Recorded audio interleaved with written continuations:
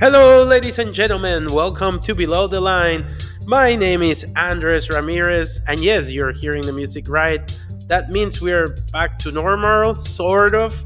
And yes, I am here with my good friend and co host, Mr. Zach Houston Scott, still in Vancouver.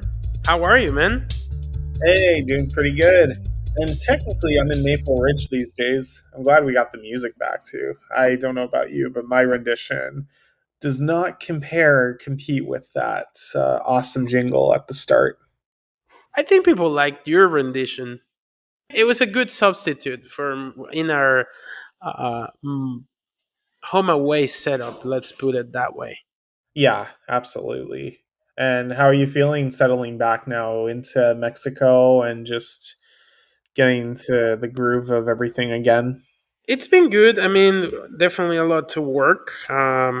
Hopefully, in the next couple of months, we can also update the audience with our a film that we've been working for the last year. Yeah, because this weekend it's the anniversary of when I flew to Canada to shoot this project. It's kind Have of you really crazy been a that year already? Holy gee. it's about to be a year. But hopefully we can update them. And I'm sure you've been working in other projects that you cannot even tell us about, like as amazing as Sausage Party. But it's interesting to readjust to life after spending so many different time zones. All I can say is a 9 hour flight. You do feel a 9 hour flight. Oh, the You know, jet lag when it comes with it, no, definitely. not the jet lag. Like what to do in an airplane. Like it made me appreciate the Nintendo Switch a lot, especially the Switch Two, um, because two new games had came out, and I spent the time, which was Star Wars Outlaws. I know people say it's woke or whatever, but when you're bored in an airplane, it becomes a quite fun game, and I think the Switch version is very polished, so I think that's good on them. And I also play Chronos. I don't know if you've heard of this game. No, I've heard of Chronos. That's great, actually. At least one of those games. Honestly, I don't even hate Star Wars Outlaws for the fact that it is woke or whatever. I hate it more for the fact that Ubisoft made it. So take that with what you will. I think the idea of that game was good. The execution was bad, but I think Ubisoft has polished it quite well.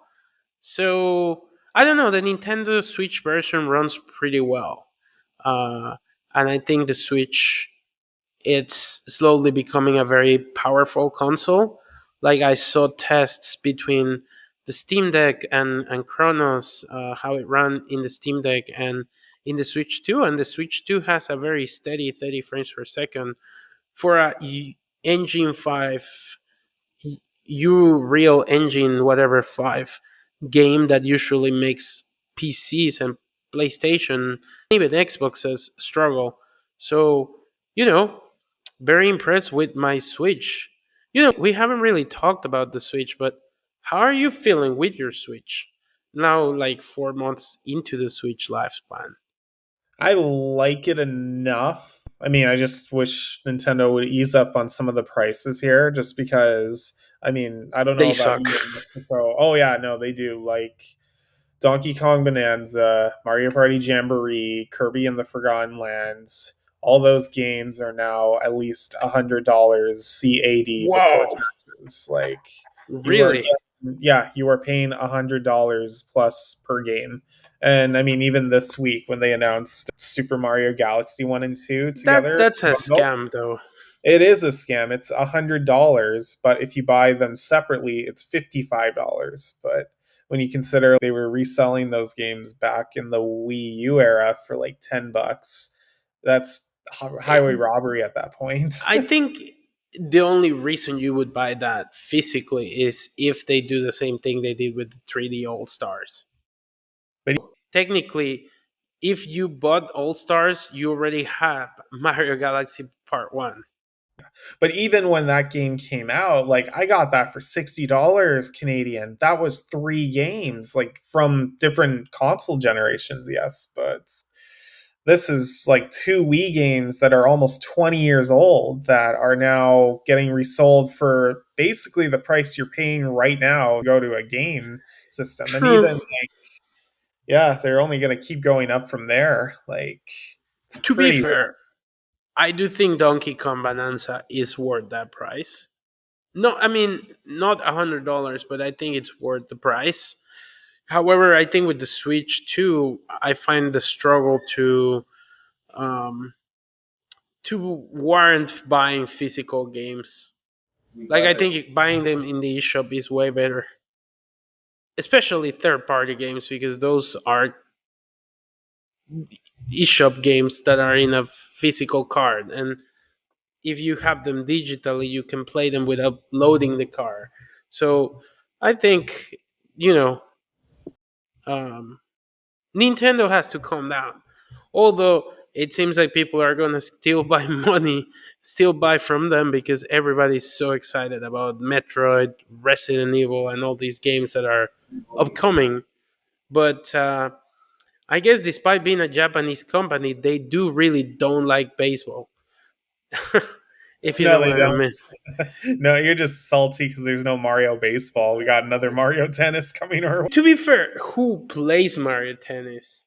Like, I played Mario Tennis Aces on the Switch too. It still runs really good. It's still fun. It's just nobody plays that online. Well, yeah. I mean, this new one's kind of cool because it's got an adventure mode, and I mean, they did try to flavor it up with the different rackets and characters. But to get back on track with film, I mean, even that Nintendo Direct had a film Oof. trailer release that. I mean, that is easily my most anticipated movie of 2026, if I'm being honest. Is it a sequel to the Mario movie that came out like 2 years ago? Oh, absolutely. Yeah, this So, is the Super Mario Galaxy movie. It is a so great sequel. Chris Pratt is coming back to voice him. Yes, most of the cast is coming back. I think the only two that are not are Fred Armisian and Seth Rogen as the Kongs. I think those two are going to be not in the movie. And then they'll Well, introduce Yoshi and Wario and Rosalina and other characters from the that's series. such a weird direction, but who am I to blame? Who am I to judge? I mean, they still can adapt so many games into the Marioverse, I guess. Well, it's funny because they did trademark a pen for a Donkey Kong movie, so I think they're just going to do their own Donkey Kong movie since they want to make that a big top tier franchise. Like Universal has the whole Yeah. Mario kingdom to play with, and Sony has a deal to make that Zelda movie, which is cast and going to come Who out in has Pokemon? Pokemon. That was Legendary with Warner Brothers. So Warner has Pokemon. Well, kind that was Legendary that bought the rights, and they inked a deal with Paramount earlier last week. So Oof. now their new distribution, now that the deal with Skydance went through, which I mean, they might also be buying Warner Brothers, so maybe it'll all be connected together. The thing is, Pokemon, that seems to be the franchise that cannot figure out how to make movies. Yeah, they'll figure it out. But I mean, it's been years since we had Detective Pikachu, so But that was not a good Pokemon movie. It I was a liked it Deadpool. enough. It was a Deadpool movie, G-rated A or G PG. rate, PG rated Deadpool movie, and Deadpool, there was yeah. nothing wrong with that. Honestly, rewatching that movie, I just love the world that they created. Like, if they literally could make a better story from it Just and just make it straight Pokemon, that movie would be like set. tell Ash Ketchum's story. You don't Yeah, need to have a Pikachu talking. I mean, just remake Pokemon the Mewtwo one. That's such a good story. You just have to live action the hell out of that film. or even do Pokemon 3 with Entei.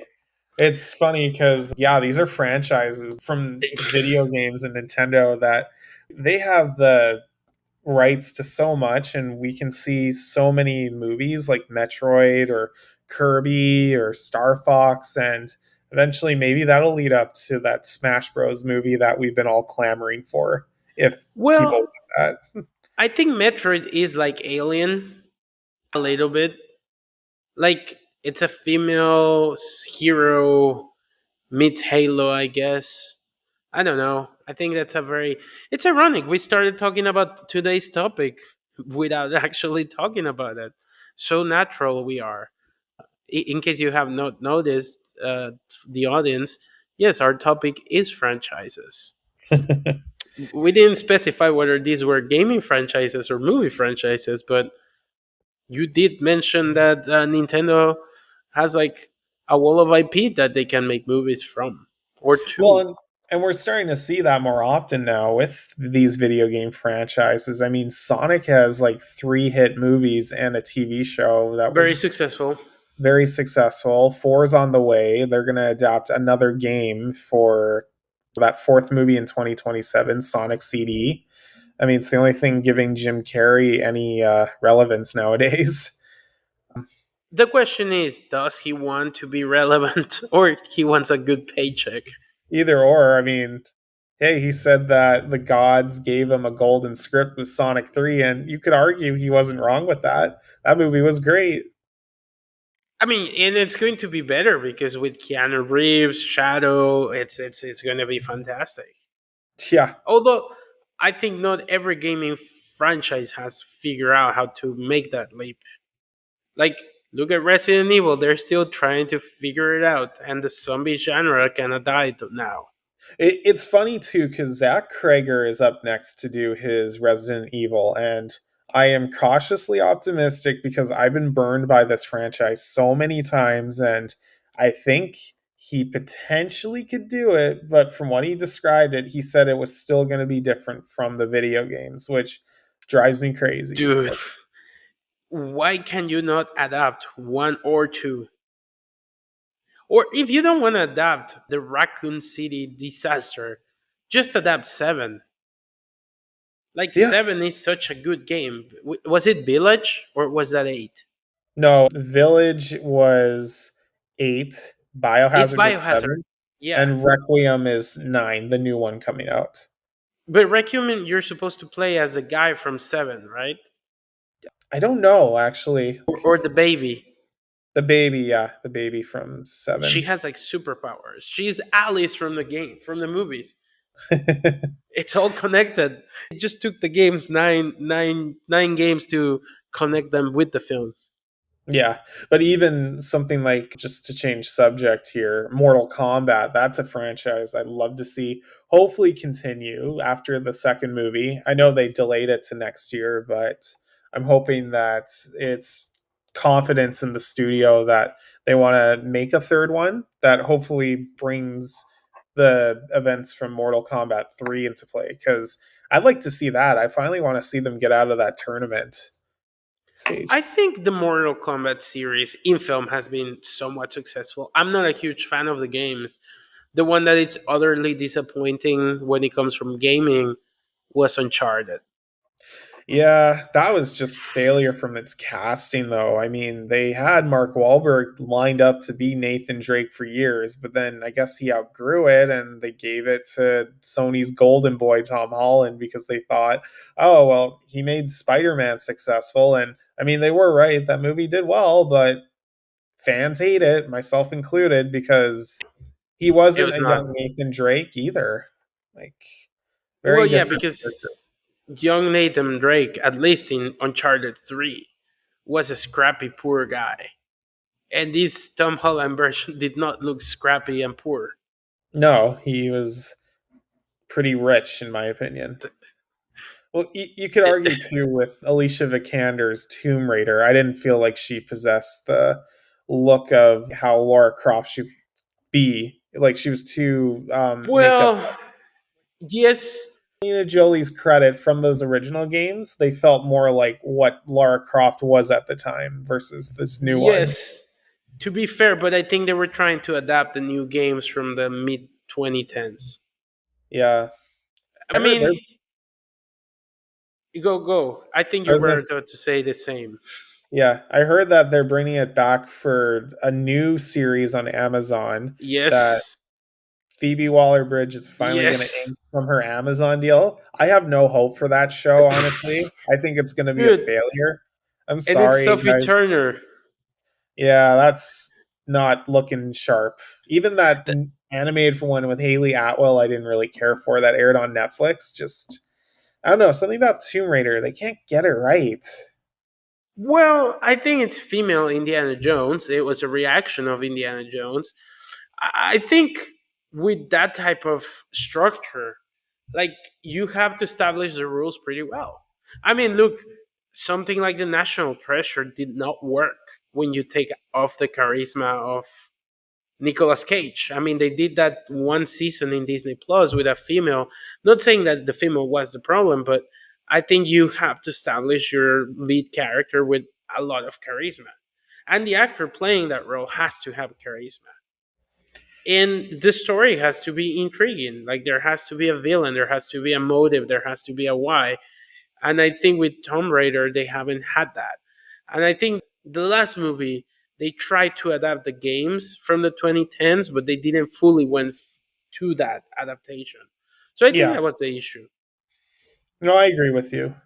It's funny because they're all in the same genre when they could literally just take what Indiana Jones did, but none of them go that far Well, to be fair, Indiana Jones hasn't had success in the big screen. in the last Recent, 20 years. I mean, The Last Crusade is the last good Indiana Jones film, and I would argue the last best Indiana Jones experience in the last 20 years has been The Great Circle, the game I that is agree with coming to the Switch. I agree with that. It's funny too. It feels like the proper third movie we should have gotten. And yes, I'm counting Raiders and Last Crusade because I did not like Temple of Doom. I mean, Temple of Doom is a classic Indiana Jones. Or are you referring to the Crystal of the Kingdom of the whatever? Crystal Skull. No, Yes. I'm referring to what people consider the Indiana Jones trilogy because I think I after think, last, yeah, Last Crusade is my favorite though. mine too, mine too. We should dedicate an episode talking about that. That's a great We movie. should. We should do a maybe starting next week. We can do because I think the next couple of weeks it's very calm, right? Well, we've got a couple. I mean, this week came out The Long Walk, the newest Stephen King adaptation, which I'm I've excited seen to it. see. What were your thoughts on it? I would say if you, it's not a date movie. It is very, very, very hardcore glory, like gory. Like when you see somebody get shot, like you see them get shot. Like it is very graphic, And I think it feels like a first novel, which I think it's his first novel. Like it's more political, if that makes sense, and especially Mark Hamill character. You know, Mark The Hamill. General. Yes, being Mark Hamill. Like you can read into his performance a little bit. Maybe it's because it's Mark Hamill playing Mark Hamill thinks a bad guy would act like, if you know what I mean. Oh yeah. But I think the film is really well executed. It just sucks that it came after the Hunger Games, and I can compare it to the Hunger Games. Ironically, it's directed by the same guy that directed the Hunger Games. It stars the son of, you know, the guy that Philip was the Seymour Hoffman. villain, yeah, in the Hunger Games. That's ironic. So, I think the world building was interesting, but I wish there was a prequel to the film. Let's just put it Hmm. that way.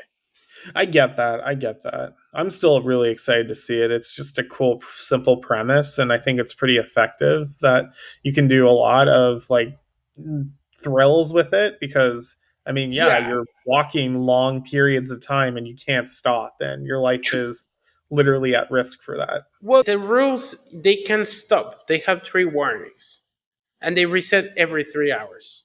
Hmm. So, like for example, if a guy needs to tie his shoes, he can use those three warnings, tie his shoe, but he cannot stop in 3 hours. I see. So, Okay. like, there is a sense of strategy there, and like Okay. they have to keep 3 miles per hour pace. Hmm. And I think in the book was like four, so it was like jogging. I think with this one, I'm really curious how they actually shot it because there's so many shots where the actors are in a medium close up. It appears they're walking, but I'm like, there's no way these guys are actually walking like this 5 minute take. There's no way. So I'm curious to see if they had a special rig that made them seem like they were walking, or the camera, it's all camera trick or CGI. I'm curious to see how they shot it. Yeah. The next movie I'm excited to see comes out next week is Him. Oh, the Jordan Peele one Yeah, even though he's about not the directing it, it feels football. definitely like him. Yeah, I've never seen a sports horror film before. So, like, can you think of one? As a sports horror, Yeah, like a sports horror film. I mean, I can think about sport horror where the horror is. I mean, I You cannot think of can't, one. yeah. That's never been done before. It's the only genre film from it that I'm curious to see because I've seen action adventures, I've seen romantic horror. Who's directing it? The director is Justin Tripping. He's a guy that New? only had one other credit, Kicks, back in 2016. I have no clue. Yeah, other than that, he's just worked on television mostly. So, It's either really good or mediocre. I mean, he was in the running to direct Shang-Chi. So, I Oh mean, boy. yeah, I think he dodged a bullet there. Maybe if he had fixed the script. I mean, I think the script is it's not bad, but I think the script it's all about the script, I suppose. It is. But those are the two movies I'm looking forward to. And I mean, we'll probably have an episode dedicated to like fall movies coming out, especially with TIFF wrapping up and, we're getting into festival season for I'm going all the to movies. New York Film Festival at the end Ooh, of the month. that's exciting. Yeah, I think the biggest film. Well, there's a couple of big films, but I think the biggest film is the Bradley Cooper film, the one that he's directing. That's Closing Night, and we also have the Bruce Springsteen film, and Daniel Day Lewis is coming back to acting Yes. with his With son his son. directing. That must be so cool. Like, hey, Dad, I know you're retired, but can you come make this movie with me? Yeah. Like, I wonder if he's going to be nominated because every time he makes a movie, he's nominated. Nowadays, yeah. So, I mean, good for him, I guess. Anemone, I think it's Yeah, called. that's a film. I have no clue what it's about, but I just know Daniel Day Lewis is coming back to act, and he said he was retired after Lincoln. Well, this is his second retirement. I mean, he came back for Gangs of New York when he retired in the 90s. So, But to be fair, Lincoln felt like it's the third time I've been nominated, the third time win. Like this, just well, no, he did Phantom Thread right yeah, after Phantom Lincoln Thread was his last one before with he retired. PTA, who is also making them film in two I'm weeks. excited for that one. One battle after another. That Yeah, one is with like, Leo DiCaprio. well, what got me is the reviews. People saying like this is one of the greatest movies of the like half of the 2020s that have come out within the last 15, 20 years since a lot of these critics have started reviewing. So that gets me really excited. They always say PTA movies are the best. They say the same thing about Licorice Pizza, and I like didn't it was good, but it was not so good. I didn't care for that one honestly. I thought it was kind of mid. The good thing is I'll probably be in New York, so I probably will be able to experience that movie. Is it Panavision the way he shot it? He shot it in oh dear. I know what you're talking about because it's the first movie that has done this format in a long Yeah, time. and it can only be seen that way in like 5 cities in the world. Vista Vision. Yeah, VistaVision. Yeah, but I That was think like it's the old school way of panoramic view. but it's so dumb because most people won't see it that way. Yeah, but I So it's mean like, what's the point? the brutalist used it, And I mean, I guess if you go to like those fancy theaters, you can witness like the They're motion not of even it. fancy. I think it's kind They're, of I fan. mean, they're not fancy in the sense like they're not VIP. They just have an old projector that can project this thing, and a projectionist that knows how to use this thing. That is the fancy thing, I guess, having old tech. Meanwhile, all AMC theaters in the US are investing in laser projection.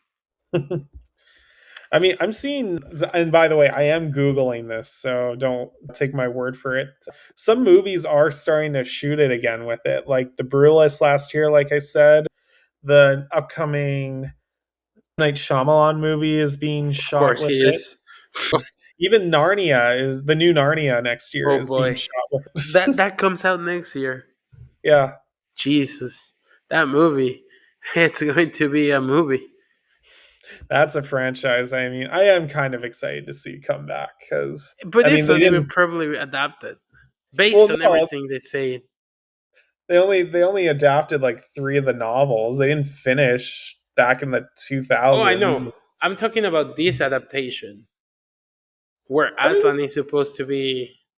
a female, yeah, I mean, I don't know what he's supposed to be now.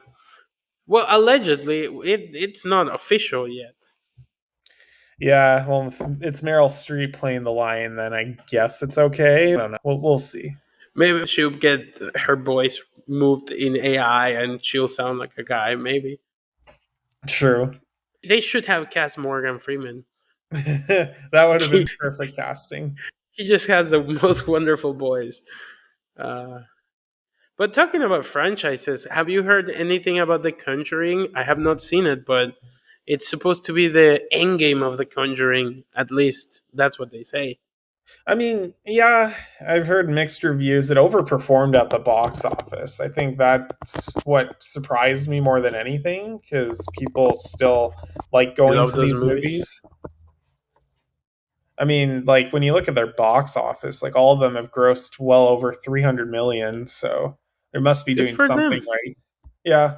I think they're fine. I don't have a loving of them like other people do, mostly because I think they exploited the well, I mean they are based on supposed real life stories, but also too I don't think they're very Faithful.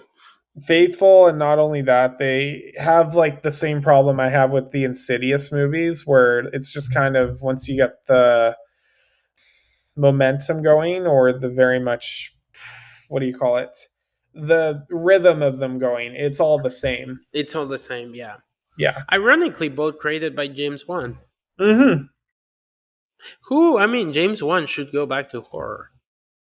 I mean, he did get the rights back to Saw, so maybe that'll happen sooner than Oh later. no, but like, we don't want Saw 20.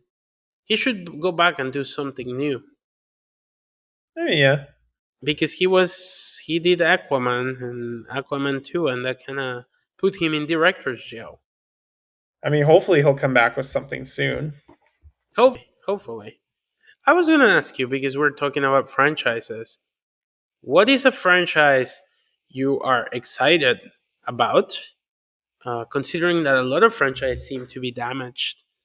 And what is a franchise that you think nor video games or movies should touch? So I'll answer the first question, what franchise I look forward to seeing all the time. It's going to be crazy to say, but honestly, anytime a new SpongeBob movie comes out, Okay, that's an interesting franchise.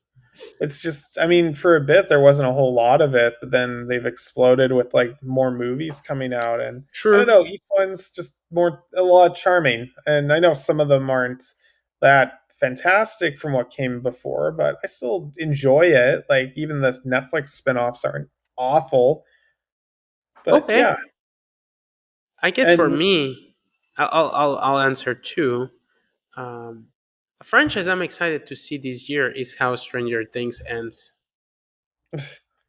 yeah, we've talked about this a few times on the show, but I'm happy it's ending, but let me just say, for not the reasons other people are. I think that show's overstayed its welcome and should have ended a long, long, long time ago. I agree with you. I think if it ends with a bang, people are gonna love it. We'll see.